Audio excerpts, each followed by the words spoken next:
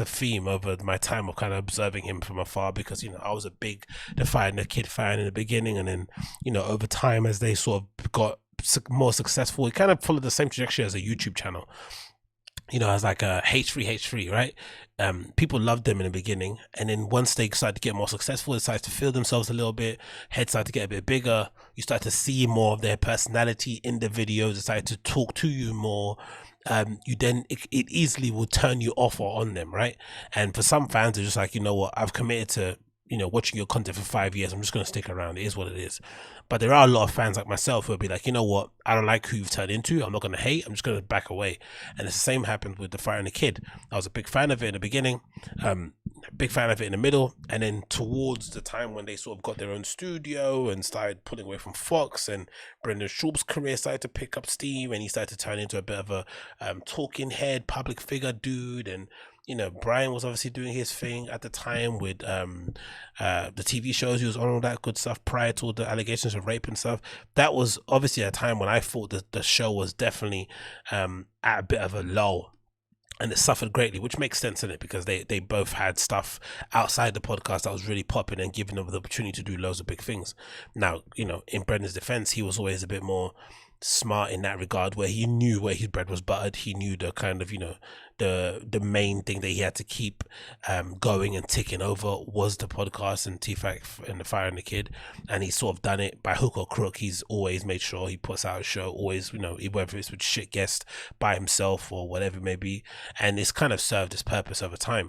But the more interesting show that I think has been the one that's really kind of shown him up mostly has been Below the Belt, that he does on Showtime.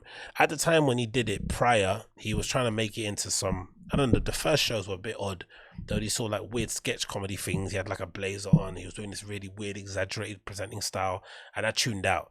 Then in general, I tuned out completely when I started watching Below the Belt, and he sort of changed it into sort of like podcast talk show sort of thing, because it generally felt like he doesn't necessarily not care, but he doesn't really like the UFC that much, which makes sense considering his experience and background, and the time that he spent there wasn't the best, right? He also had a bit of a tumultuous and relationship with Dana White, his Eskimo brother, and just in general his career didn't necessarily go the way he wanted it to go in the UFC. He went to be world champion and never quite worked out.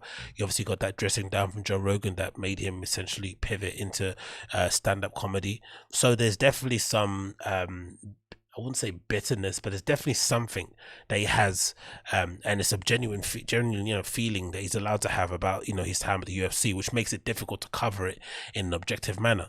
But that aside, he also doesn't take time to watch or research any of the fighters prior to talking on camera. He just kind of flies the seat of his pants based off the news he might have scanned on social media that day or that week. Or most likely what he does is parrots the information from people like, Luke Thomas and all these other people, right, out there that exists, that he kind of watches and takes their sound bites on.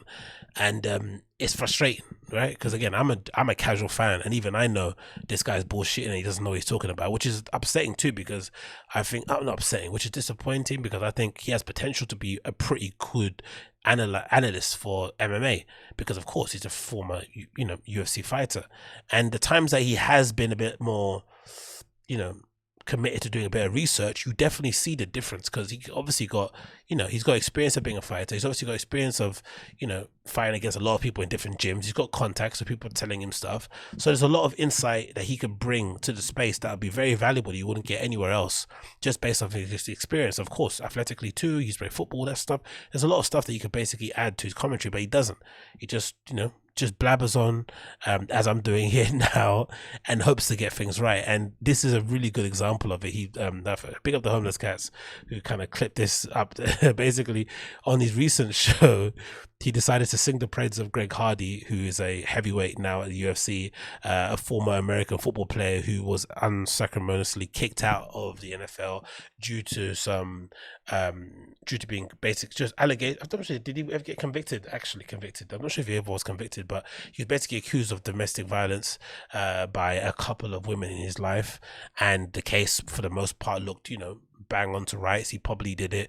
The NFL investigated themselves on their side and probably found probable cause that he did do it. He was suspended, then ultimately let go, and then you know, as part of course of the UFC and Dana White, they saw an opportunity to kind of cash in and get a former athlete to fight in the UFC at that level. So they decided to sign him on. And at the time when they signed him, there was a lot of uproar. All right, everyone was upset about it. Like, how are you signing on this domestic abuser? He's not probably will represent the UFC, blah blah blah. And the UFC just didn't care. Dana White didn't care. He wanted more. You know, he just wanted to sign him. It is what it is. And you know, whatever Dana White wants, he kind of gets in the UFC. He kind of runs it the way he wants to run it. So after a while, people kind of got bored about complaining about Greg Hardy, right? Because the UFC are kind of riding by him. He's obviously trying to paint himself as a reformed figure. He's got this whole kind of like quasi John Jones prior to getting, you know, caught drink driving thing going on, where he's kind of, you know, a bit not aloof, but he's a little bit spiritual and woo woo in the air. I'm not sure how long that's going to last, whether it's a new thing, whether or not it's a thing for now, temporary, or whether or not it's actual, you know, him in next evolution. But regardless, you know, he's not anyone that he's not someone that people are super rushing to root for. You just, you know, he exists, he's in the space, we watch his fights, it is what it is, we keep it moving. But for some reason Brendan Schaub found he thought it was his place to come out and defend him and say that he's always been a fan of Greg Hardy, when in fact he was one of the strongest people out there that was sort of going at Greg Hardy and saying that he should never be signed for the UFC because of his domestic abuse like everybody else. But now, because he wants to, you know, appear edgy, that he does it sometimes when he wants to like appear edgy and have like a controversial opinion, he'll just say the most, you know, dumb thing, like the opposite of whatever everyone else is saying, just so he can seem different when it doesn't make any sense, right? A contrarian for the sake of it, not because he actually believes what he's saying. But anyway, let's hear what Brendan Schaub has to say about Greg Hardy and the fact that he's always been a fan. Big up the homeless cats for the clip.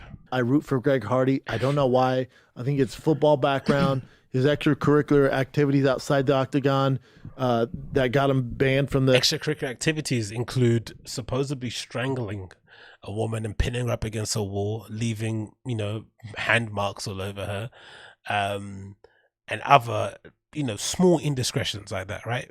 Again, domestic violence, hitting a woman, I never understood, ever. It's nothing you can never, ever rationalize to me in any way, shape or form.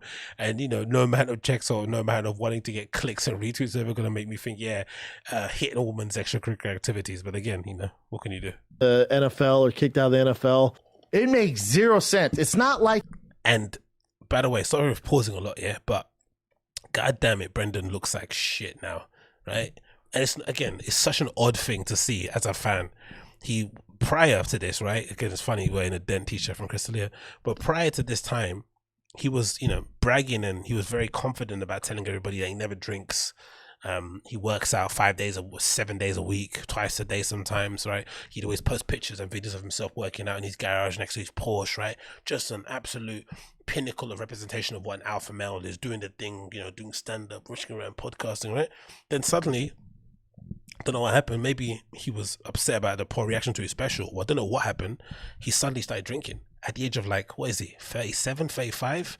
He suddenly started drinking alcohol and becoming a whiskey aficionado. So much so that supposedly I read on the grapevine, or actually he might have mentioned, actually, I didn't read anyway. I think he might have mentioned it in passing, that he's going to launch his own whiskey brand, which is, you know, typical of Brendan, and wherever he gets into, he tries to sell to his fans. So, you know, great businessman in that regard. But look how much different, or how much better he looks then, back, you know, whenever this was, maybe beginning of this year, maybe end of last year, and compared to what it looks like nowadays. Like, it looks horrible, and most of it's alcohol. So he's on that Bert Kreischer diet. Like, he's a huge name. It's not like people are like, I can't wait to see this guy fight. No one is rooting for that man. He might have a few friends in his camp or whatever, but in general, no one's rooting for him. What's he doing? What are you doing? I don't know what deal he made with Dana, why Dana writes his nuts so bad. I don't know. Maybe he hit Dana. I don't know. Maybe he's scared. I don't know. Maybe, I'm sure he's an intimidating guy. Fantastic. This is great. When I saw someone, I went, no, they're not that stupid. Hey, want to get your thoughts on Greg Hardy? You think he has a legit shot at contending in the UFC? There's other guys I would market over Greg Hardy. Really? For a number of reasons, yeah. Like who? For a number of reasons, of course. So Yeah, he's still there. And I understand why he's in that bullshit Contender Series. They're just doing it for reviews. They're riding and dying on Greg Hardy, which is hilarious, but Yeah, just shows hard. you. It just shows you the nature of the business and what you're dealing with Dana White and being a promoter. So I would bet my life on it. Nick Newell sells more tickets than Greg Hardy, especially as an established fighter who's a amputee, congenital amputee. And his story is so much better. Not to mention, you're worried about Nick Newell. Nick Newell has, 20 times the amount of experience than the rest of these guys in the Contender Series. He fought at a high level, the World Series of Fighting. Now, but again, let's go back and just compare what he said in the beginning. Whatever reason, I root for Greg Hardy. I don't know why. I think it's football background. I don't know, man. I don't know. This is the Brendan you're gonna get now. This is if you're a fan, innit? Who knows? Maybe something changed over time. He might have met the guy. Most likely, he's probably going to do a food truck dives with him. That's probably why he's saying this, just in terms of promotion. But it's such an odd thing to say. Like, does he not know people record this show? Like, or does he not know he records it himself? And, there's videos out there that exist that people could just go back to and refer to. It's like, it's such an odd statement to make, especially for Greg Hardy. Greg Hardy isn't like some, he's not some savant, right? He's not some highly talented fighter. He's bang average for the most part from the fights I've seen him in, right? He doesn't necessarily look that impressive. His athleticism is kind of overrated. He hasn't necessarily been able to use it to any sort of advantage. I think, UFC's progressed or has evolved since the era of Brendan Schaub, where he could, I think he admitted himself, he kind of got by a lot. He kind of got further in his career due to his athleticism, but now you can't necessarily have that. You can't just have athleticism. Yeah, that's why I said it properly. You need to have some skill about you, and just starting, fighting. Well, at the age of, how old was Greg Hardy? He might have been 25, 27 or something whenever he got cut from NFL, and then trying to become world champion off the back of that with no martial arts experience prior is just not going to happen. So he's not even that impressive. He's not somebody you want to kind of, want to band around to kind of boost his career. He's just like an average heavyweight, filling in the numbers basically. And now he's one of Brendan Schaub's greatest fighters and he's his biggest fan. Hilarious.